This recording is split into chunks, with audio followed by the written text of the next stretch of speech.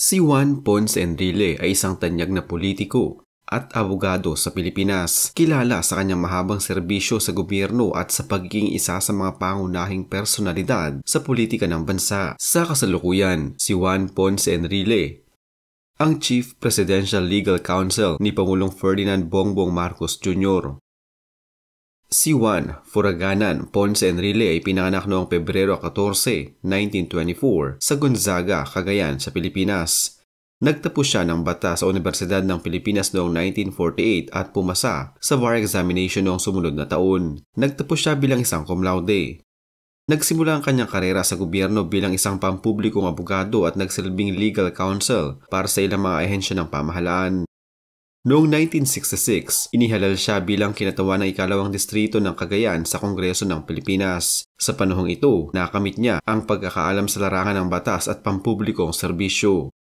Noong 1972, noong panahon ng batas militar sa ilalim ni Pangulong Ferdinand Marcos Sr., si Enrile ay nagsilbi bilang kalihim ng kagawaran ng tanggulang pambansa at nagsilbing isa sa mga pinuno ng rehimen ni Marcos. Subalit noong 1986, si Enrile ay isa sa mga pangunahing leader ng EDSA People Power Revolution na nagdulot ng pagbagsak kay Marcos at pag-angat ni Corazon Aquino bilang Pangulo. Mula noon, si Enrile ay nanatiling isang tanyag na figura sa politika ng Pilipinas. Nagsilbi siya bilang senador ng bansa sa iba't ibang mga termino at ilan sa mga pangunahing posisyon na kanyang hinawakan ay kinabibilangan ng pagiging Senate President at Senate Minority Leader. Sa kabila ng mga kontrobersiya at kritisismo na kanyang pinagdaanan sa buong kanyang karera, nanatili si Juan Ponce Enrile bilang isang makapangyarihang figure sa politika ng Pilipinas. Ang kanyang paglilingkod ay naging simbolo ng mga yugto sa kasaysayan ng bansa at patuloy siyang kinikilala bilang isa sa mga pinakamatagal at pinakamahalagang personalidad sa larangan ng politika sa Pilipinas.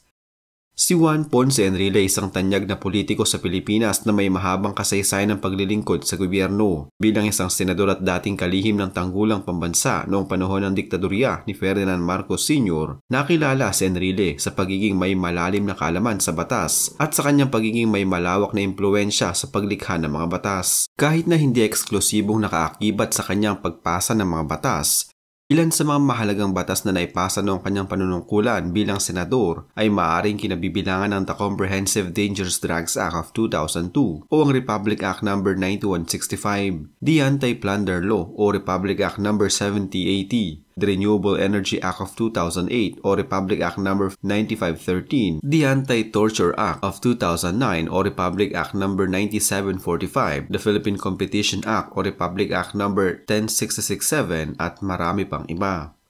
Bukod dito, may mga iba pang batas at panukalang batas na kanyang isinulong o naging bahagi sa pagbuo bilang isang mambabatas ng Pilipinas. Si Juan Ponce Enrile ay mayroong mahabang kasaysayan ng paglilingkod sa gobyerno at sa politika ng Pilipinas at sa kanyang karera. May ilang kontrobersiyang sumubok sa kanyang reputasyon at integridad. Narito ang ilan sa mga kontrobersiyang may kaugnayan kay Juan Ponce Enrile. Una yung 1972 Martial Law Declaration bilang kalihim ng tanggulang pambansa noong panahon ni Pangulong Ferdinand Marcos Sr. Si Enrile ay isa sa mga nagsulong ng deklarasyon ng martial law noong Setyembre 21, 1972.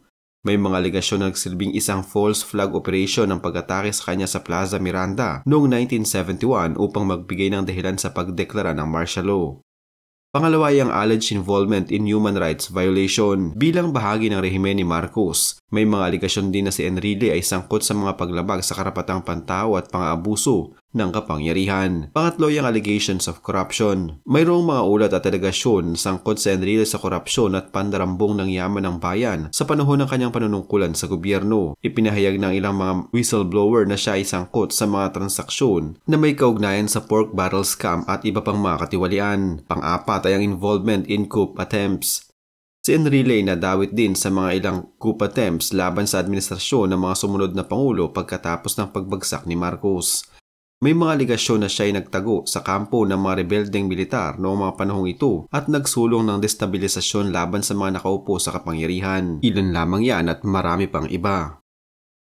Si Juan Ponce Enrile ay may malawak na karanasan sa gobyerno at naglingkod sa iba't ibang posisyon sa loob ng maraming taon. Narito ang ilan sa mga posisyong hinawakan niya sa gobyerno. Una yung kalihim ng tanggulang pambansa. Naging senador siya ng Pilipinas matapos ang pagbagsak ni Rehimen Marcos. Si Enrile ay nagsilbing senador ng Pilipinas sa iba't ibang mga termino. Pangatlo ay ang pagiging bilang isang Senate President at pang-apat ay bilang ministro ng kagawaran ng Pag-asa. Sa posisyong ito, siya ay naging bahagi ng pagbabago at rehabilitasyon ng bansa mula sa mga pinsala ng diktadorya. Panglima ay bilang kalihim ng kagawaran ng kagalingan. Bago naging senador, si Enrile ay naglingkod bilang kalihim ng kagawaran ng kagalingan mula 1968 hanggang 1970. Sa kanyang panunungkulan, siya ay nangasiwa sa mga gawain ng kagawaran na may kinalaman sa katarungan, tulad ng paglilitis sa mga kaso at pagpapatupad ng patas.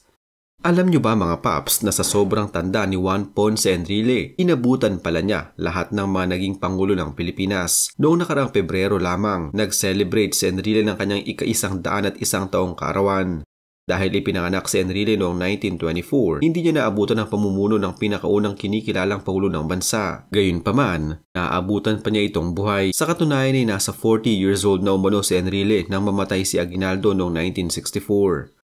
Nang umupo si Manuel L. Quezon bilang Pangulo ng Bansa noong 1935, si Enrile ay nasa 11 taong gulang. Ayon sa mga ulat, nagtapos ng elementarya at sekundarya si Enrile habang nagtatrabaho umano bilang isang road construction worker dahil sa hirap ng buhay.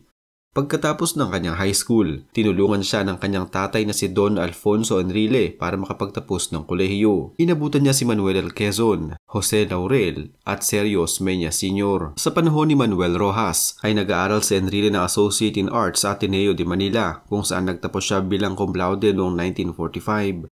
Sa panahon naman ni Elpidio Quirino, isang law student si Enrile sa University of the Philippines at nagtapos bilang salutatorian noong 1953. Sa pamumuno naman ni Ramon Magsaysay, kumukuha ng postgraduate studies si Enrile sa Harvard Law School kung saan nakatanggap siya ng Master of Law degree noong 1955. Sa panahon ni Carlos P. Garcia ay nagpatuloy ang pagpapractice ni Enrile ng abogasya. Nagsilbi rin siyang propesor ng law sa Far Eastern University College of Law.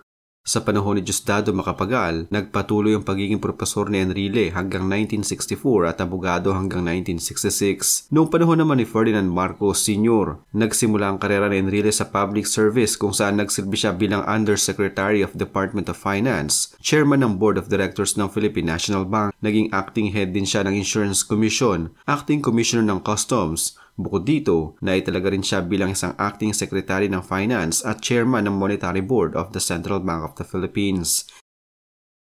Sa panahon ni Corazon Aquino, sumabak si Enrile sa Senado. Ang kanyang unang termino bilang senador ay mula 1987 hanggang 1992.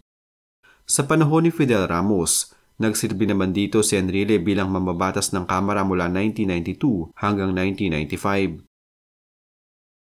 Sa panahon ni Joseph Estrada ay nagpatuloy ang pagiging senador ni Enrile hanggang 2001. Sa panahon ni Gloria Macapagal Arroyo, bagamat hindi siya pinalad noong 2001 senatorial elections, muling naging senador si Enrile nang muli siyang manalo noong 2004. Sa panahon ni Benigno Aquino III, muling nagsilbi si Enrile bilang Senate President mula 2010 hanggang 2013. Sa panahon ni Rodrigo Duterte, sa pagtatapos ng kanyang termino noong 2016, inanunsyo ni Enrile na magbibitiw na siya sa mundo ng politika. Ngunit, muli siyang kumandidato sa pagkasenador noong 2019 pero hindi siya pinalad na manalo. Sa kasalukuyan, sa administrasyon ni Ferdinand Marcos Jr., nagsisilbi pa rin si Enrile sa pamahalaan kung saan itinalaga siya bilang Chief Presidential Legal Counsel ni Marcos.